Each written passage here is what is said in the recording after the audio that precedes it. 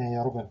지난 시간에 조선의 통치 제도에 대해서 중앙과 지방, 또한 군사, 그리고 교육, 과거 제도까지 살펴본 데 이어서 오늘은 민족문화의 발달에 대해서 살펴보도록 하겠습니다. 여러분들이 지금 보고 있는 것은 훈민정음을 한글로 풀이한 훈민정음 언해본, 그것을 디지털로 복원한 것을 보고 있습니다. 처음에 여러분들이 살펴봐야 할 것이 바로 훈민정음입니다. 훈민정음 서문에도 나와 있다시피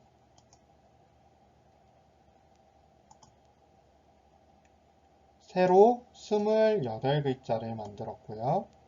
또 나라의 소리가 중국과 다르기 때문에 표현하기가 힘들었다라는 것들 알아두시면 되겠습니다. 왜 그랬냐면 이때까지는 우리가 우리의 말을 표현할 때 한자를 사용했다. 그래서 일부 지배층만 글을 읽고 쓸 수 있었기 때문에 더 힘들었다라는 것이죠. 이러한 훈민정음을 널리 퍼뜨리기 위해서 책들을 펴내게 되는데 그 첫 번째가 바로 용비어 첨가입니다. 여러분들 지금 10,000원짜리를 갖고 있으면 잠깐 꺼내볼래요? 그러면 앞에 분명 우리말은 우리말인데 요즘 쓰지 않는 우리말이 적혀 있죠. 그것이 바로 용비어 첨가의 내용입니다. 뿌리 깊은 나무는 바람에 안이 흔들림으로 꽃이 좋고 열매가 많으니 샘이 깊은 물은 가뭄에 그치지 않으므로 시내를 이루어서 바다에 간다. 이것이 바로 그 내용입니다. 용비어 첨가는 한글을 활용하면서도 은연중에 백성들이 우리 임금님의 집안은 정말로 좋은 집안이구나, 뛰어난 사람들의 집안이구나 라는 것을 느끼게 하려는 것이었고요. 또 백성들이 많이 믿는 불교와 관련된 책인 석보상절을 펴내기도 했습니다. 뿐만 아니라 하급 관리들의 시험에 한글을 활용해서 답을 하도록 했으므로 어떤 면에서는 백성들의 삶에 굉장히 관련이 깊은 부분들을 잘 활용했다고 볼 수 있겠죠. 이러한 것들은 우리 국문학, 그러니까 한글로 써진 글들이 늘어나게 되는 계기가 되고요. 또 한편으로는 우리의 민족의식을 높이고 또 민족문화 발전의 바탕이 됩니다. 석보상절의 모습입니다. 그리고 이와 함께 다양한 책들을 펴내게 됩니다. 여러분들 지난 시간에 선생님이 조선의 통치 제도를 설명하면서 춘추관에 대해서 설명을 할 때 실록을 펴내는 곳이다 라고 설명을 했었죠. 조선 왕조 실록 같이 한번 읽어볼게요.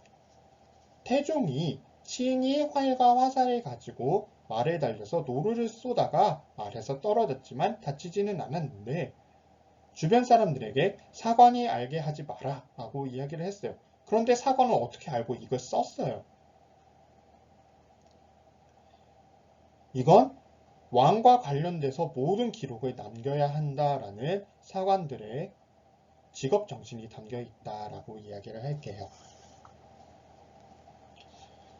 또한 이 조선 왕조실록은 왕들도 함부로 볼 수 없었고 사관도 예를 들어서 태종 때 기록한 것들은 태종이 죽고 나서 실록을 편찬하면서만 볼 수 있었어요. 그렇기 때문에 기록이 왜곡되거나 혹은 빠지거나 이러한 부분들을 최대한 막으려고 애썼구나라는 것을 알 수 있습니다. 그 외에도 이전 왕조들의 역사를 편찬하는 데 굉장히 적극적이어서 고려사와 동국통감을 만들어내기도 했습니다. 그런데 재미있는 것은 동국통감은 이제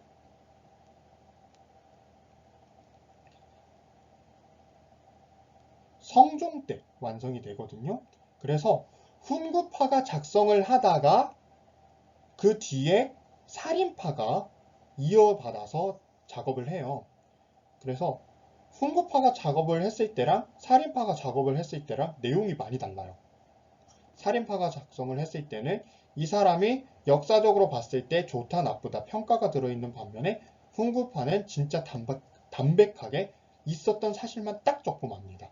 이러한 차이가 있는 책이 동국통감이구나 참고로 알아두세요. 이제 지리지로 갑니다. 지리책은 이제 왕들이 통치를 할 때 구석구석 잘 알고 있어야 통치를 잘 할 수 있기 때문에 펴낸 책들이다 라고 보면 되겠습니다. 사실 교과서에는 팔도 지리지가 소개되어 있는데요. 사실 팔도 지리지보다 세종실록 지리지가 더 중요합니다. 왜냐하면 팔도 지리지를 만들고 나서 그 내용을 바탕으로 해서 세종실록 지리지가 만들어지기 때문이에요.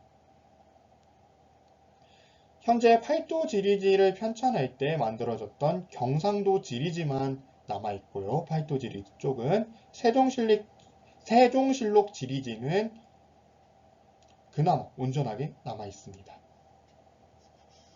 그 외에도 동국여지 승람이라는 책이 만들어지는데요. 이 책이 나중에 새롭게 내용이 보충되고 수정할 부분을 수정해서 만들어진 책이 신증 동국여지 승람입니다. 윤리와 예법에 관한 책들도 만들어졌습니다. 백성들을 교화하고, 그러니까 더 바르게 살게 만들고, 또 한편으로는 유교적인 질서를 받아들이게 하기 위해서 다양한 책들을 만들어냈구나라는 거 알아두시면 되겠습니다. 첫 번째가 삼강행실도입니다. 이제 이 삼강이라는 것은 임금과 신하, 그리고 부부 사이, 또 아빠와 아들 사이, 이것을 삼강이라고 불러요. 그래서 이 삼강을 가지고 누가 잘 지켰는지 좋은 사례들을 모은 책이 삼강행실도다. 그런데 이 도자는 그림 도자를 쓰거든요. 왜 그러냐면 사람들이 글을 모를 때 그림을 보고 한눈에 깨닫도록 하기 위해서 그림을 넣은 것이기 때문이에요. 그리고 이 삼강행실도는 백성들이 지켜야 할 거를 담은 거라면 국조오례위는 나라에서 여러 가지 행사를 할 때 지켜야 할 것들을 담은 책입니다. 그래서 왕실과 나라가 지켜야 할 책, 백성들이 서로 지켜야 할 책을 같이 만들어내서 모두가 예의를 지키게 하려고 했다라는 것을 알아두면 좋겠습니다. 농사직설도 만들어냅니다. 이 농사직설은 무슨 책이냐면 이제 여태까지는 중국에서 사용하던 농사 방법들을 받아들여요. 그런데 농사직설은 중국에서 사용하던 농사 방법을 받아들이는 한편으로 우리나라의 전라도나 경상도 지역에서 이미 많이 쓰이게 있는 농사법들을 조사해서 모아서 책으로 만듭니다. 그런 다음에 이것을 온 나라 사람들이 받아들여라, 참고해라 라는 뜻으로 관리들에게 나눠준 책입니다. 그런데 이게 한 가지 문제가 있어요. 왜 그러냐면 경상도나 전라도 쪽은 그나마 좀 농사짓기 좋은 땅이거든요. 그런데 이것을 북쪽 평안도나 황해도나 함경도 지역에도 이 책에 있는 방법대로 농사를 지어라 라고 강요를 했다는 거죠. 그래서 당시에 반발이 굉장히 심했다라고 하네요. 천상열차 분야지도, 이제 천문학으로 넘어갈게요. 백성들의 생활 안정 뿐만 아니라 이제 왕들이 천문에 대해서도 잘 알아야 된다. 왜? 날씨를 잘 알아야 농사가 잘 지어지거든요.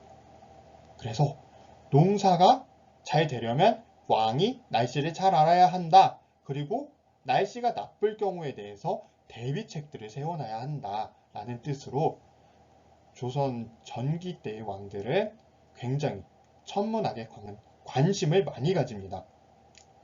태조 시기에 천상열차 분야 지도라는 것을 만드는데요. 이 천상열차 분야지도는 하늘의 형상을 차례대로 분야에 맞게 그린 그림이란 뜻이에요. 근데 왼쪽이 태조 때 만든 것이고 오른쪽이 숙종 때 만든 것이거든요. 태조 때 만든 거 한번 보세요. 뭔가 보이나요, 여러분? 보이지 않죠. 그래서 새롭게 숙종 때 다시 한번 새깁니다. 그리고 태조 때 만든 것은 여러분 국립고궁박물관에서 만날 수 있고요. 오른쪽 것은 세종박물관에서 만날 수 있습니다. 뿐만 아니라 천상열차 분야지도는 이제 그림을 만들어서 종이에 맞는 것도 많이 있기 때문에 여러분이 보려고 하면 얼마든지 접할 수 있는 것입니다. 그리고 최근에 이제 번역본들도 또 나와 있기 때문에 구하려고 한다면 구해서 볼 수 있는 것입니다. 근데 뭘 나타냈어요, 선생님? 별자리. 별자리를 나타냈구나. 그리고 그 별자리에 속한 별들에 대한 설명서를 주변에 써놓은 것이다 라고 알아두면 됩니다. 혼천시계와 간이. 이제 혼천시계는 사실 헌종 때 만들어져요. 세종 임금님 때보다는 훨씬 길거든요. 그런데 우리가 이제 세종 때 혼천리를 만들었다라는 것이 교과서에 쓰여져 있잖아요. 그런데 실물이 남아있질 않아요. 가장 남아있는 것 가운데 오래된 게 헌종 10년에 만들어진 혼천시계거든요. 그래서 이건 뭐냐 하면 별의 위치를 파악하는 기계랑 서양의 자명종을 서로 연결해 놓은 거라고 생각하면 돼요. 그래서 별의 위치도 파악할 겸 시간도 자동으로 울리도록 만든 것이다. 지금 고려되어 있습니다. 오른쪽은 간이 있네요. 쉽게 말하면 큰 각도기라고 생각하면 됩니다. 그래서 이 각도기를 통해서 별의 위치가 지금 사람이 서 있는 데서 몇 도나 차이가 나는지를 재서 별의 위치를 파악하는 기계가 간이가 되겠습니다. 여러분들 최근에 나온 영화 가운데 천문이라는 영화에서 간이가 사용되는 모습이 나왔었죠. 그 다음은 앙부일구와 자경루. 앙부일구는 해시계고 자경루는 물시계다라는 거 여러분들 잘 알고 있을 거예요. 앙부일구는 이제 여러분들 여기 보면 요렇게 영침이라고 그림자를 나타내는 침이 있습니다. 이제 가마솥을 거꾸로 뒤집어 놓은 해시계인 앙부일구가 가운데 영침이 해가 이동하는 위치에 따라서 점점 그림자가 왼쪽 혹은 오른쪽으로 옮겨져요. 그래서 그림자가 있는 위치를 보고 지금이 몇 시구나 라고 알 수 있어요. 그런데 이 앙부일구는 치명적인 단점이 있어요. 해지면 못 써요. 밤에는 못 쓴단 말이에요.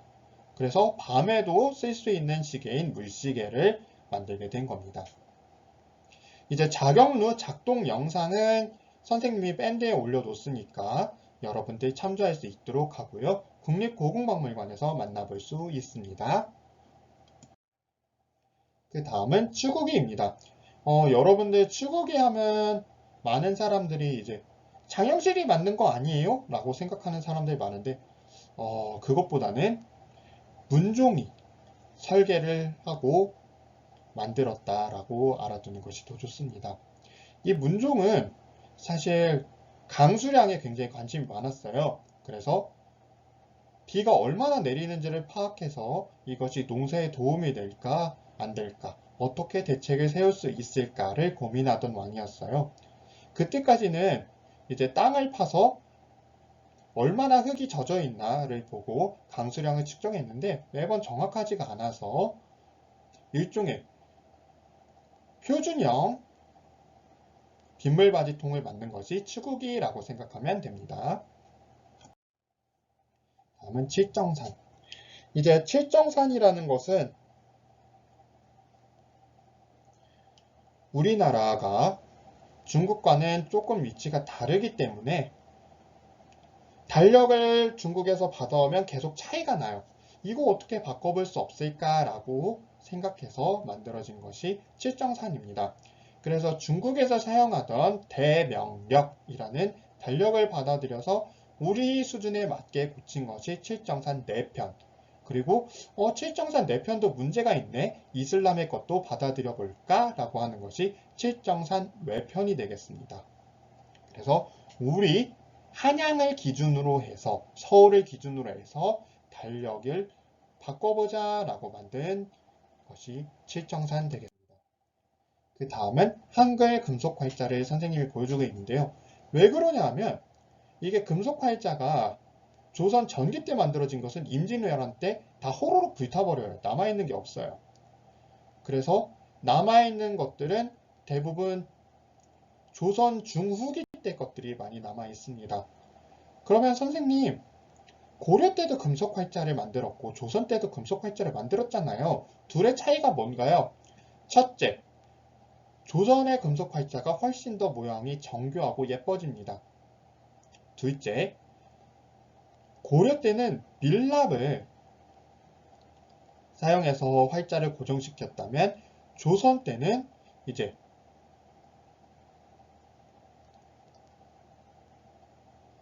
흙도 사용하지만 대나무 가지를 활용해서 활자를 고정시킵니다. 그러니까 고정 방법의 차이가 좀 있어요.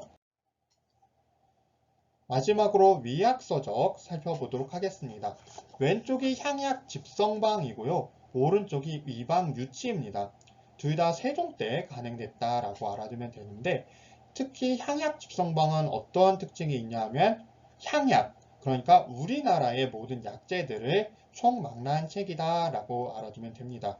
그래서 우리나라에서 쓰이는 약재가 뭐가 있는지, 우리나라에서 나지 않는 약초는 뭐가 있는지, 중국과 우리나라, 일본에서 약재에 대해서 명칭이 어떻게 다른지 같은 내용들을 담고 있어요. 그리고 그것을 조금 더 확대해서 고친 책이 위방유치다라고 알아두면 됩니다. 그래서 이제 인쇄술과 위학의 발달까지 해서 오늘의 수업은 마치도록 하겠습니다. 다음 시간에는 이제 훈구와 함께 사림에 대해서 살펴보고 사화에 대해서도 살펴보도록 하겠습니다. 여러분들 고생 많았습니다.